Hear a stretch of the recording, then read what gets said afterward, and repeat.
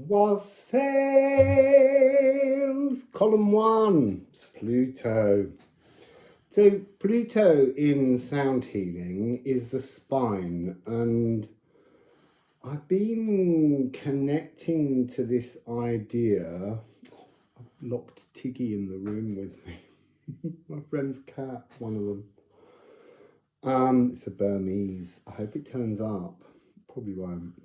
I've been connecting with the spine, Pluto purification today, about purifying ourselves, but it's more like disconnecting with the entire spine. So I thought I would begin with the C sharp of Pluto, and I'd like you all to try and concentrate on being aware of yourselves. Headphones help with this, or a very loud speaker. And you need to be aware of yourselves. And then while I make the sound, I want you to try and imagine lifting your consciousness free from yourselves so that it becomes something separate to you, so that you're not quite in your body. It's kind of like trying to give you the beginnings of an out-of-body experience. So, C sharp. So nice deep breath.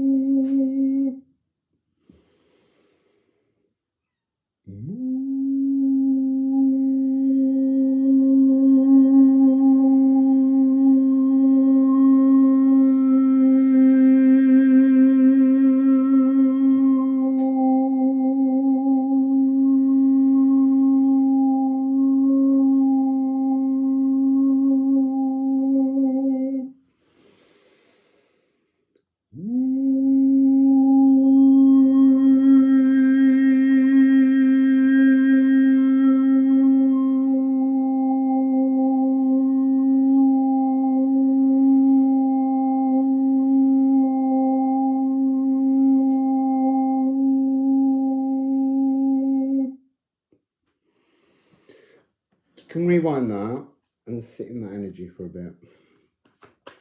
So let's go into the Liffruma deck and see what Pluto would like you to look at. Purification has been coming through, but I think it's not, it's like the setup energy for a purification. So it's that notion, as I said, of separating your consciousness from your cells, unweaving how we lock ourselves into our physical bodies, that East energy that came up in yesterday's solar eclipse. So Liffruma, what would Pluto like to share with us? I don't know, they didn't fall properly. Oh, Hod. It came out, ooh, I think I just saw a little orb. A 9, a divine 9, Hod. So this is hooded and unseeing. It's like we've got to take off our hood. We've got to take, our consciousness is the hood, and our consciousness somehow is connected to, they're putting the word mysteries, unseen mysteries, jewels that are available to us within our coding, because this is all about recoding, moving forwards. So there's something here about what we can't see currently will be revealed to us through some kind of out-of-body experience. And this could be done as meditation. It could be done as something where you ask your spirit team to work with you as you sleep. But you're looking for some kind of disconnect. And when we go to sleep, we naturally lift our consciousness from our bodies. while we go into the astral. So Pluto is assisting us in looking at how to unfix our astral. So Pluto's at 0 degrees, as you should all know, of Aquarius. And it will go retrograding back out from the 1st of May, but it will go back in and then back out and back in, and it will stay for 20 years. So this really is the beginning of a new 20-year cycle. And we need to prepare ourselves. As I said yesterday, there is a sense of lethargy. I would say mucus is playing a big role. Chesty coughs, like all the mucus, the breathing apparatus, this is becoming quite essential. It's transforming, but it's quite uncomfortable as we go through it. So, Liffruma, what else would Pluto like to say? Hod is a representation of the night. So maybe this is to do with dreams and the astral. And I know some of you say you don't dream. Stop saying it. Allow yourself to say, I dream. I remember dreams. And they will come back to you. See, I want to do that energy, like people are having breathing problems, but it's a mucus problem as well. And sinus up here, like having sinus tension in this part here, seems very strong in people at the moment. I've arrived back here and I've met a lot of people that are suffering with mucus. Interesting, just the silence. So the silence is part of this experience, the stillness that's needed to unhood.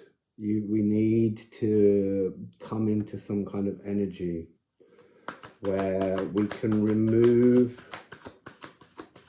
It's like a patterned thought process. It's another version of your being that you're used to that needs unclothing, uncloaking. 0 degrees. This is the beginning of a new frequency with the Gununga gap, and it's seed. So Ceres, as I said, is the kind of the ruler of the tunnel, the eclipse tunnel, and this void seed is her bringing life. Must be the physical screams to exist, but we can't.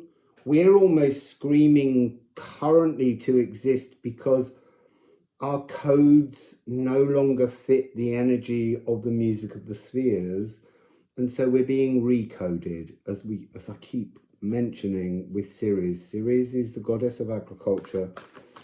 She's also Pluto's mother-in-law.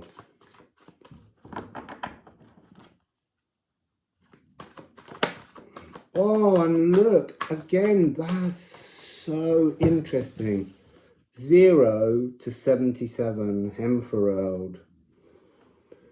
So the first rune card in the Liffruma deck, the final card, the journey home, the Bifrost. This came up yesterday, but it's so beautiful, the notion of it setting up a whole new life experience that we will go through. So we've got 27077. So 3 sevens, 21, 22, 23, it's a 5. It's an energy of change. I always want with this, it needs a card here to talk about the projections. So living life paths, theories of strings and strands, fragile frayed threads, warp and weft, all left empty through knowing love is all. Peaceful vibrations, bridging worlds, and all journeys leading to the same destination. All our leaves lifted by the solar wind, and sailing home, charted by stars to birth once more with the sacred Yggdrasil tree. Welcome home. Welcome to you as you go through this eclipse tunnel. Welcome to the new home that you're creating through your conscious thoughts, your emotions, and how you weave your consciousness into the physical. Needle and Ease. So we've got Ease again, but Needle is men, 4111. So we've got two power numbers, 77 and 11.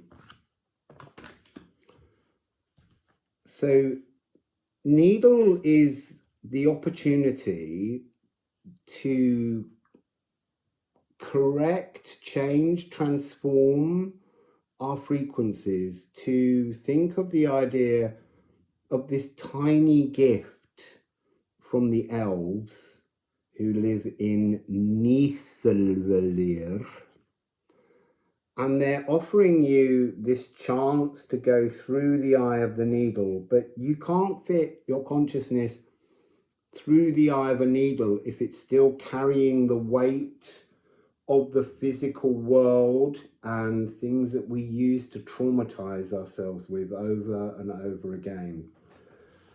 And so what more perfectly fits through the eye of a needle than a single thread? Cleared, cleaned. It's like rethreading your life so that you can stitch anew.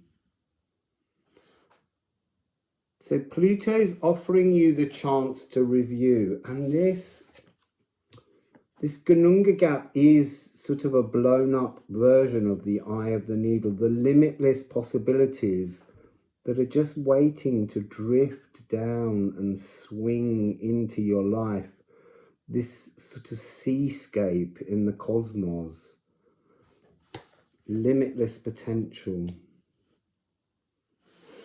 A velvet fanfare of silence. So this is, and breathing. So before all, the veiled void strains its velvet fanfare of silence.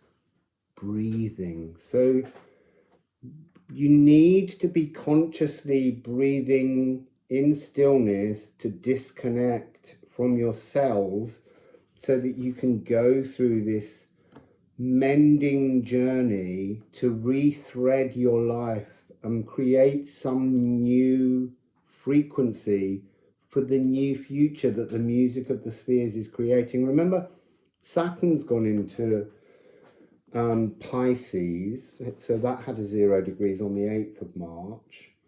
And on the 23rd of March was when Pluto, after 20 years in Capricorn, finally reached Aquarius and brought a new energy. Neptune will go into 0 degrees of Aries, and Gaia, Uranus, will go into 0 degrees of Gemini. These are big external generational planets, all beginning to transform the energy of the world around us. And as we all move into these new frequencies, we create the opportunity to move into a new dimension where our world is better, our world is safer, our world is more caring, our world is more loving. But we have to give that energy to the physical. But to do it, we've got to have some kind of out-of-body experience. So I've got Daniela's runes, the Liffruma runes in ceramic. They worry me slightly in case I can't remember them. So I'm just waiting for one to come through. It's the same rune. This is the journey home. This is the journey back to a new self. But it's like your original birthright. all of us, our original birthright is love. Our consciousness is pure love. But our consciousness has to weave and bind itself onto the old ancestral DNA codes that are within us, our blood ancestry.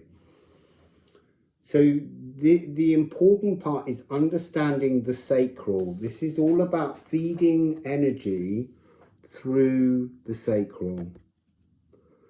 Passing everything through, renewing all of our threads and streams and the warp and the weft. So when you're born, the norns give you a tapestry of your life. And whatever you do, there's no karma attached. In Norse mythology, there's no karma. You do what you do because you were meant to do it. That was what you were given as part of your birthing process. Now, what this gives you the gift is to find a new tapestry. So your past will remain the same. That's been woven, that's been experienced, but you're going to stitch with the needle a new thread. So you're going to leave this physical dimension, and there is something about going to sleep and being thankful for the ability to work on your unseen, unknowable new truths, so that the Gununga gap can pour a renewed energy. And as you come out of sleep, you're going to be returning to another dimensional version of you and locking your consciousness into a new version with a better and brighter, purified future. Let's have another couple of runes from the ceramic deck. I love that noise.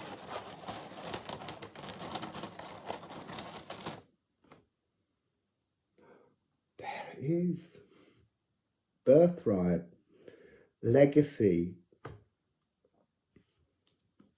The needle, you're being offered the chance to go from 0 to hero. Oh, and that's interesting because the age of Aries, I know we talk about the age of Aquarius, but there is there's a sub energy of Aries becoming more and more dominant in the next 2-3 years. Aries offers us the chance for our personal individuality, our birthright, our Ezel. And that birthright is not the inheritance of your DNA codes. It's about shifting, accepting that your true consciousness is love. It's pure, a pure expression of non-judgmental love. And that energy will help you to gain access to new dimensional bodies so that you can exist in a cleaner, better, more satisfying world. So work with Pluto. There's something within, and this was the last one yesterday, Etbursten, 55, and this is the 5th of the 5th. This is the lunar eclipse. This tunnel is offering us a portal, a personal portal, because the needle is a personal portal.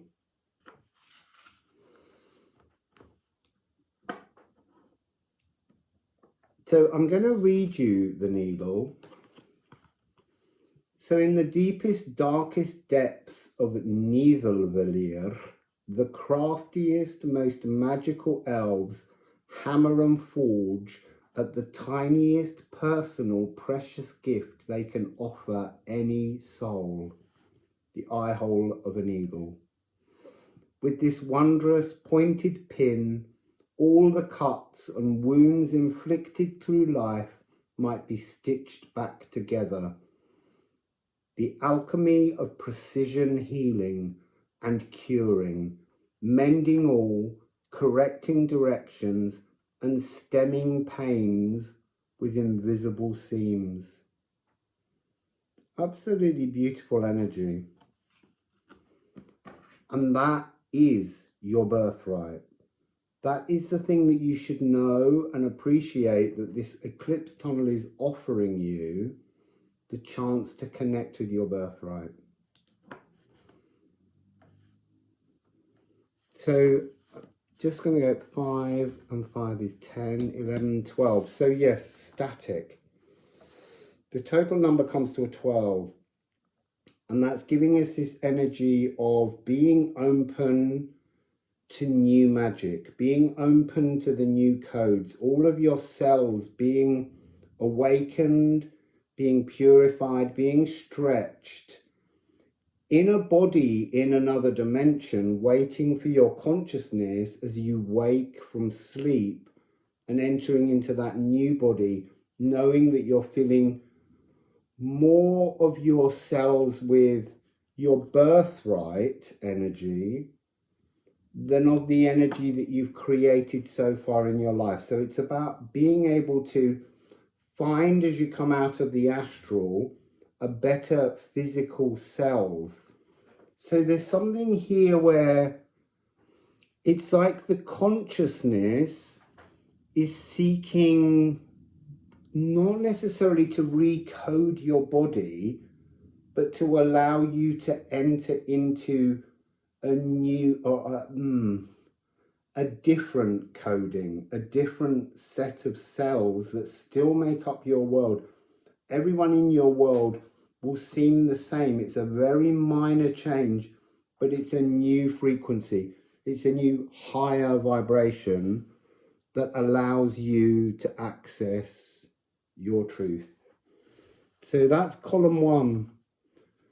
Seeking an astral option. Let's call it an astral option to improve the world in which you live. So Wassail,